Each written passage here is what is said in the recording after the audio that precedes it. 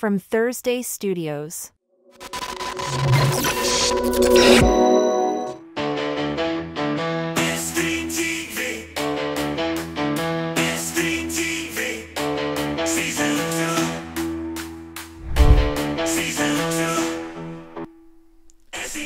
पाकिस्तानी अवाम अदालती तनाज़ात से हरगिज़ अजनबी नहीं। हालिया बरसों में भी अदालती मामलात मुसलसल तवज्जो का मरकज़ रहे हैं। बानी तहरीक इंसाफ इमरान खान से मुताल्लिक अहम मुकदमात में चंद जजेस का रवैया गैर मामूली रहा है और उन्हीं जजेस जस्टिस अतहर मिनुल्लाह हैं, जिनकी जानिब से मुल्क के दो बड़े सियासी रहनुमाओं से मुताल्लिक दिए गए मुतज़ाद रिमार्क्स और फैसले उनके दोहरे मयार को ज़ाहिर करते हैं। उसकी ताज़ा मिसाल नैब तरमीम से मुताल्लिक केस में इमरान खान को लाइव दिखाए जाने से मुताल्लिक पिटीशन के बारे में उनका इख्तलाफी नोट है।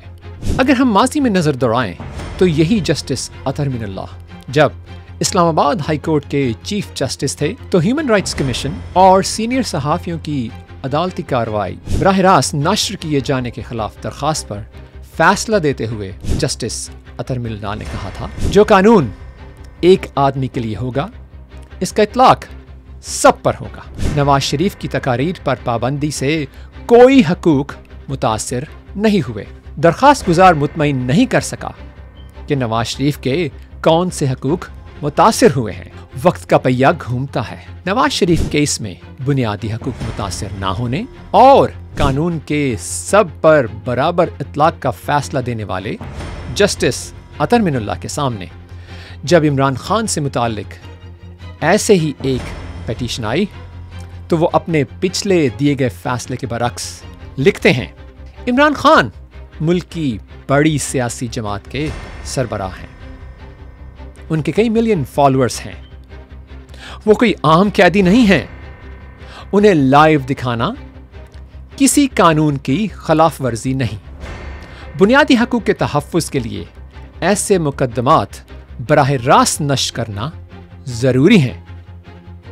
अब यहाँ सवाल ये पैदा होता है कि क्या ये इंसाफ का दोहरा मयार नहीं, जो इंसाफ नवाज शरीफ के लिए नशरियात बराह रास्त दिखाने को गलत समझता था, आज वही इंसाफ इमरान खान के लिए बराह रास्त नशरियात को जायज़ करार दे रहा है। क्या इंसाफ का दारोमदार केस की बजाय पसंदीदगी पर होना चाहिए? क्या किसी जज के लिए यह जायज़ है कि वो महज अपनी ज़ाती पसंद और नापसंद की बुनियाद पर हलाल और हराम के मुतज़ाद फतवे जारी करता फिरे? यहाँ पर सवाल ये भी उठता है कि क्या जजेस को आइन और कानून की बजाय पॉपुलिज्म की बुनियाद पर फैसले करने चाहिए? क्या किसी मुजरिम को इस बुनियाद पर मावराए कानून रिलीफ फराहम किया जा सकता है कि उसके कई मिलियन फॉलोअर्स हैं? जस्टिस अतहर मिनुल्लाह के इख्तलाफी नोट में कानून की बजाय मकबूलियत को बुनियाद बनाया गया है, जो कि पाकिस्तान की सबसे बड़ी अदालत में बैठे एक मुंसिफ को ज़ेब नहीं देता, क्योंकि जब फैसले आइन और कानून की बजाय पॉपुलिज्म की बुनियाद पर होते हैं तो उससे एक तरफ जमहूरी निज़ाम मुतासिर होता है और दूसरी तरफ सियासी अदम इस्तेहकाम भी पैदा होता है।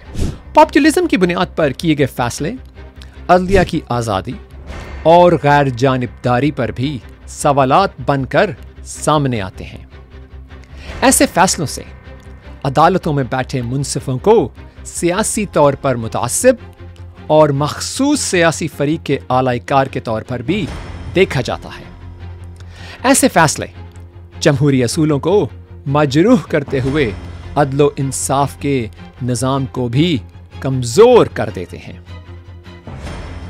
बात सिर्फ जस्टिस अतहर मिनुल्लाह की जानिब से इस दोहरे मयार पर नहीं रुकी, बल्कि नैब तरामीम केस की अगली समाअत पर जेल में कैद सजा याफ्ता मुजरिम इमरान खान बजरिया वीडियो लिंक शरीक हुए तो जस्टिस अतहर मिनुल्लाह ने इमरान खान से मुखातिब होते हुए कहा, बदकिस्मती से आप जेल में हैं, आपसे लोगों की امیدیں ہیں، جبکہ عمران خان نے سپریم کورٹ میں بیٹھے جسٹس اطہر من اللہ سے کہا کہ میں دل سے بات کروں تو ہم سب آپ ہی کی طرف دیکھ رہے ہیں۔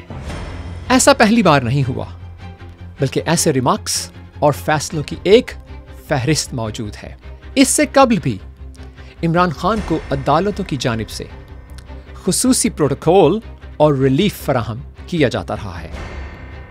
سابق چیف جسٹس عمر عطا بندیال کی عدالت میں جب عمران خان پیش ہوئے تو عدالت عظمیٰ کے منصف اعظم کی جانب سے گڈ ٹو سی یو کہہ کر استقبال کیا گیا، اور کمرہ عدالت میں بولے گئے اس جملے نے ملک گیر شہرت حاصل کی۔